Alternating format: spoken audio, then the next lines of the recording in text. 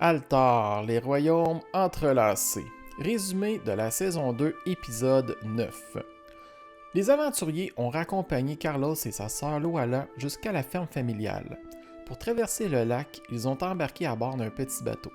Le capitaine avait protesté en les voyant monter, marmonnant que transporter une personne marquée par le chancre ne pouvait qu'attirer le malheur. Mais ses passagers l'ont vite rabroué. Il s'est alors enfermé dans un silence bourru, occupé à son gouvernail. Le voyage a été l'occasion rêvée pour parler avec Carlos de ses péripéties. Peu à peu, en deux clapotis de vagues, les aventuriers ont découvert que des événements passés dans les terres submergées avaient eu un impact direct sur Loala. Lors de ses marches dans le cauchemar, elle avait rencontré un guide, un protecteur, comme elle l'appelait. Une ombre silencieuse qui la menait vers certains lieux, la tenait à l'écart des pires horreurs. Habituellement, les marches provoquent toujours une grande tension chez une dormeuse. Sueur froide, sursauts, cris étouffés. Mais avec son protecteur, les nuits de Loala étaient devenues plus calmes, presque paisibles. Puis, un jour, l'ombre avait disparu, aussi brusquement qu'elle était apparue. C'est à partir de ce moment que le duo qu'elle formait avec Carlos, son frère, avait attiré l'attention. Les manuscrits de Loala, où elle consignait ses visions, avaient commencé à circuler. Ils devinrent précieux, convoités, jusqu'à ce que certains de leurs lecteurs trouvent la mort et que Carlos et sa sœur soient forcés de fuir. Alors que Carlos racontait son histoire, porté par la douceur de la traversée, la vérité sur le mystérieux protecteur a finalement éclaté. Le protecteur n'était autre qu'ennui, le démon chancreux. Libéré après un millénaire d'emprisonnement, ses intentions demeuraient insondables. Un instant, protectrice face au chancre. L'instant d'après, ennemi implacable. Loala a rendu son dernier souffle durant le voyage, bercé par le roulis du bateau. La dernière garde s'est recueillie dans un silence lourd, sous le regard intrigué, presque effrayé, du capitaine.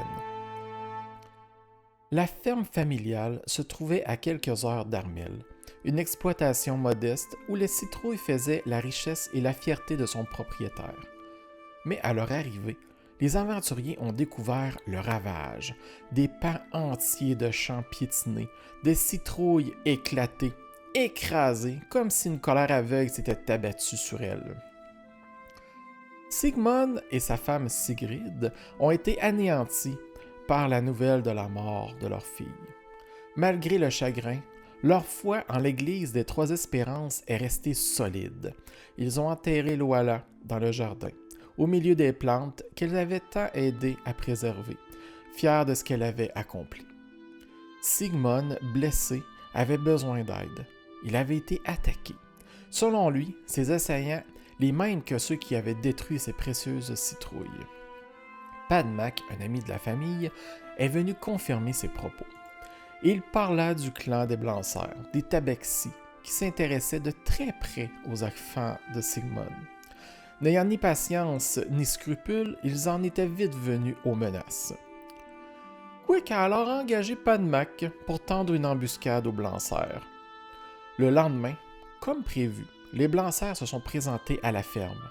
Les aventuriers avaient pris soin de se dissimuler. Mais les talents de camouflage de la dernière garde n'ont pas suffi à tromper le regard perçant des criminels. Le combat a été rude.